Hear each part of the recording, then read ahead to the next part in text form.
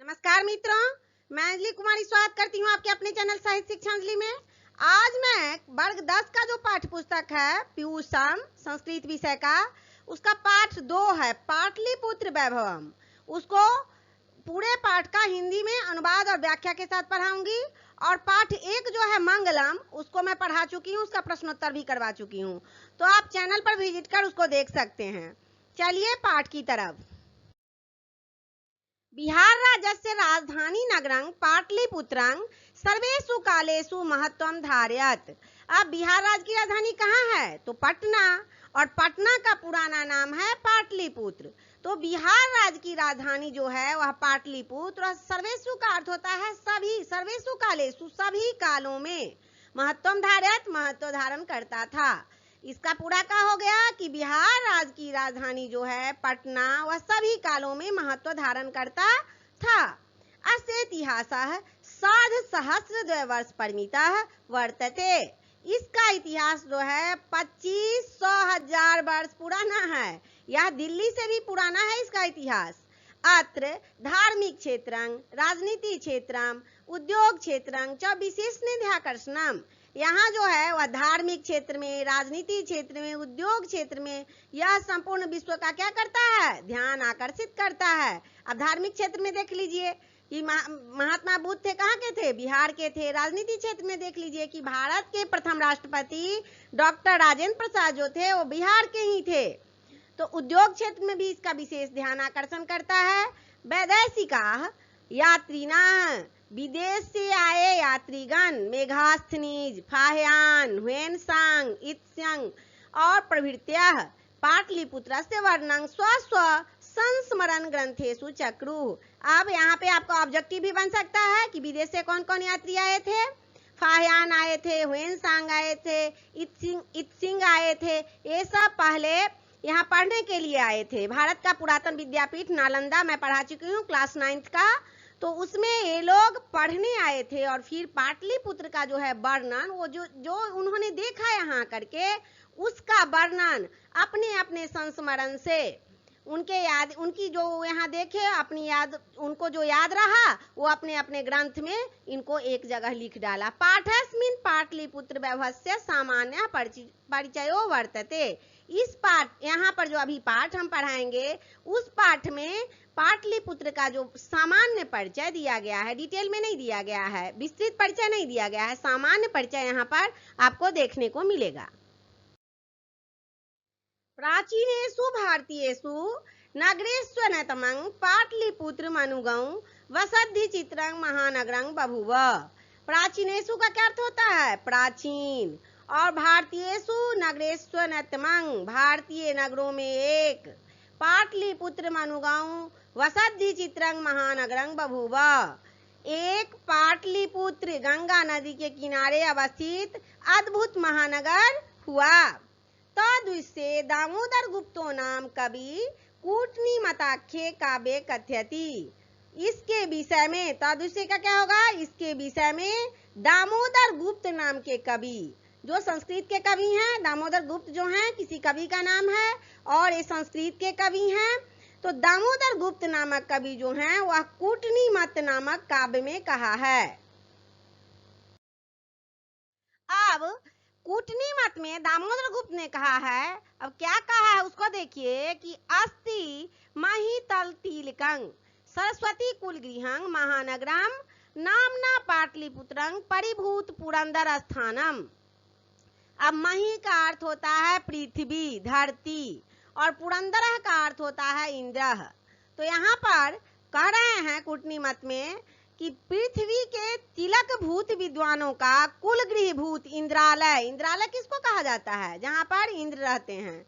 तो इंद्रालय को भी जीतने वाला पाटलिपुत्र नाम का नगर है। यहाँ का वैभव का चर्चा किया जा रहा है, तो यह जो है इंद्रालय को जीतने वाला नगर कहा है उन्होंने। इतिहासे श्रूयते यत् गंगास्तीरे बुद्ध काले पाटलिग नाम स्थितः आसीत्। इतिहास से ज्ञात होता है, इतिहास से श्रूयते क्या क्या होता है? इतिहास से ज्ञात होता है, सुना जाता है कि बुद्ध के समय में गंगा नदी के किनारे पाटलीग्राम अवस्थित था। आज की बात नहीं है, बुद्ध के समय की बात है कि बुद्ध के समय में गंगा नदी के किनारे पाटलीग्राम जो है वह अवस्थित था। यत्र भगवान बुद्ध बहुकृत्वा समागता है, यहाँ अत्र का अर्थ होता है यहाँ, तो यहाँ भगवान बुद्ध अनेक बार आए, एक बार नहीं अनेक बार भगवान बुद्ध का आगमन यहाँ हो चुका है।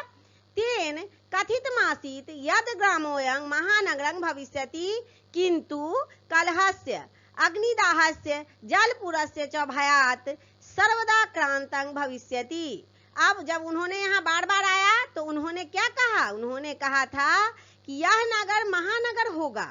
यह ना उन्होंने भविष्यवाणी की थी कि यह पाटलिपुत्र जो नगर है वह महानगर होगा, लेकिन क्या था, कलह आग और बाढ़ से सदा घिरा रहेगा। अभी भी आप लोग देखिए कि गंगा नदी के किनारे है तो बाढ़ से सदा घिरा रहता है और कलह होते रहता है, राजनीतिक क्षेत्र भी है यहाँ पे। तो यह उन्हीं की भविष्यवाणी है कि यह नगर महानगर तो होगा लेकिन कलह आग और बाढ़ से सदा घिरा रहेगा।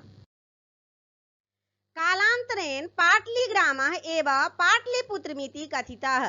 कालांतर में पाटलीग्राम को ही पाटलिपुत्र कहा गया है।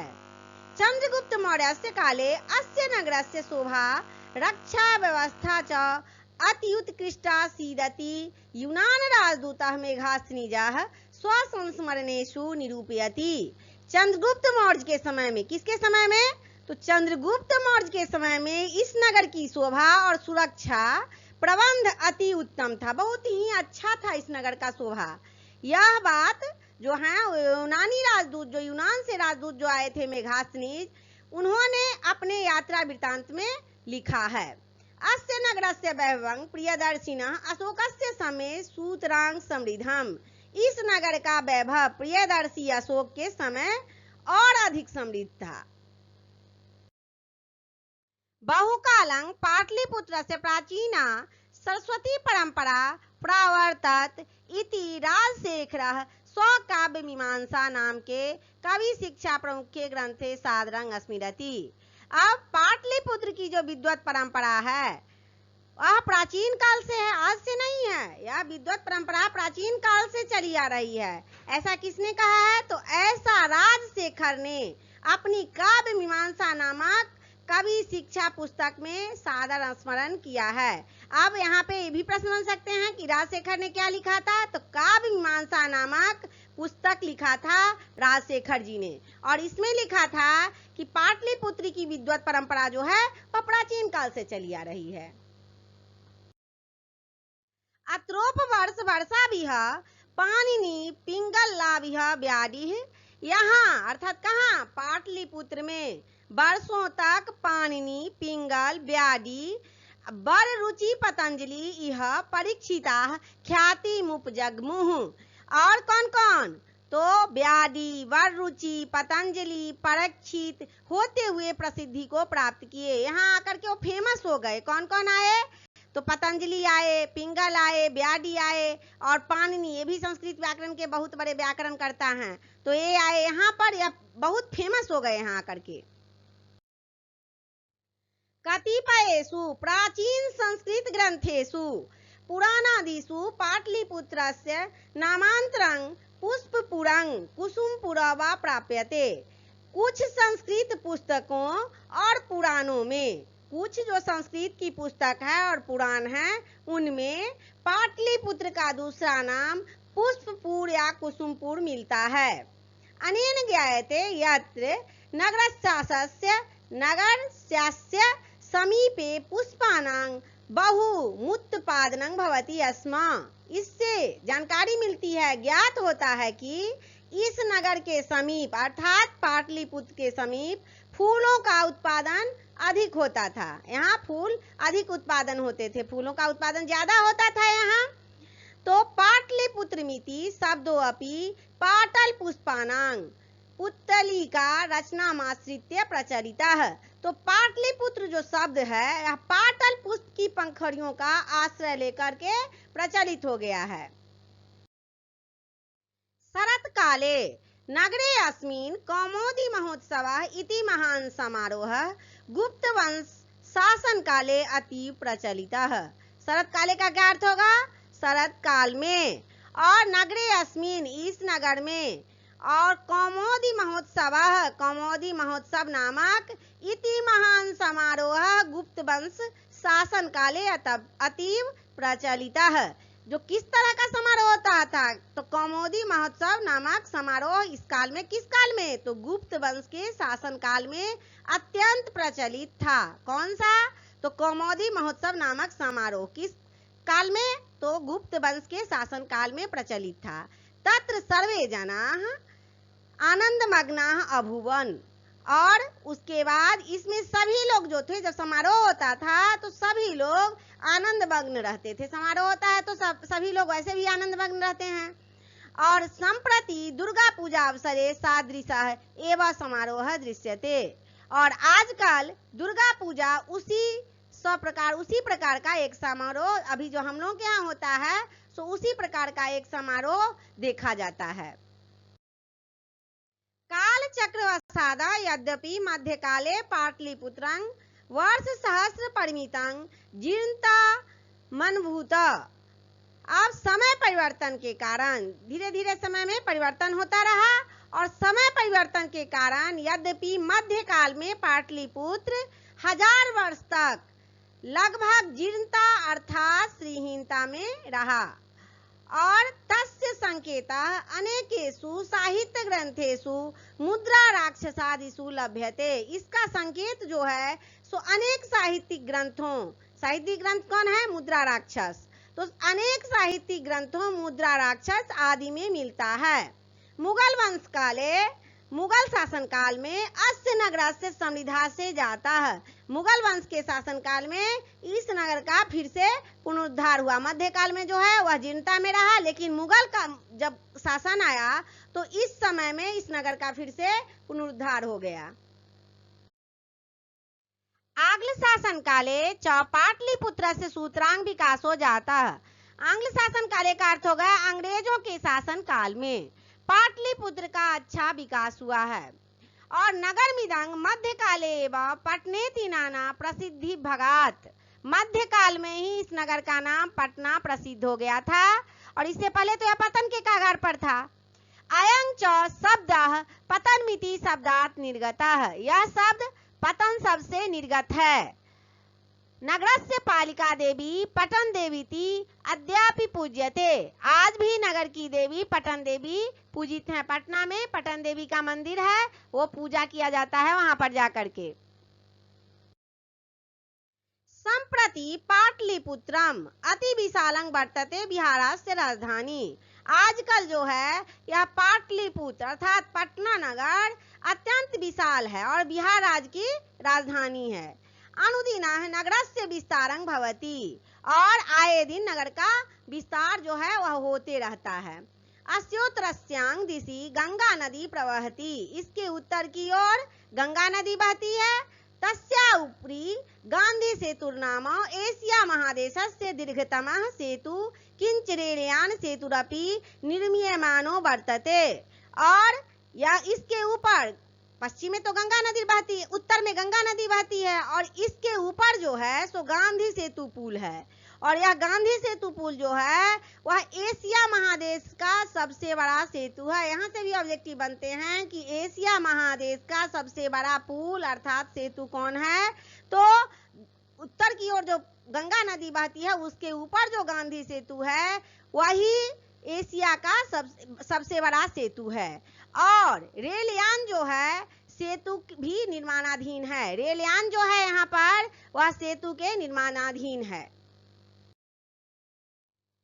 नगरे अस्मिन् उत्कृष्ट संग्रहालय, उच्च न्यायालय, सचिवालय, गोल गृहम, तारामंडलम, जैविकोद्यानम, मौर्यकालिका अवशेषः, महावीर मंदिरम इत्यते दर्शनीयाः सन्ति।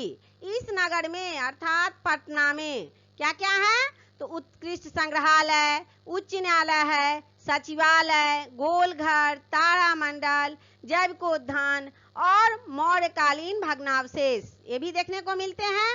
और जब हम स्टेशन से सीधे सामने निकलेंगे तो वहां पे महावीर मंदिर है। तो महावीर मंदिर आदि जो हैं वह दर्शनीय हैं, देखने के योग्य हैं। प्राचीन पटना नगरे सिख संप्रदायस्य पूजनीयं स्थलं दशमगुरोः गोविंद सिंहस्य जन्म स्थानं गुरुद्वारेति नामना प्रसिद्ध वर्तते। अब यहाँ पर प्राचीन पटना नगर में सिख संप्रदाय का पूजनीय स्थान 10 में गुरु गोविंद सिंह का जन्म स्थान जो है गुरुद्वारा नाम से विख्यात है। तत्र देशस्य तीर्थयात्रिना दर्शनार्थमायन्ति। यहाँ देश भर के, पूरे भारत से यहाँ देश भर के तीर्थयात्री दर्शन करने के लिए आते हैं।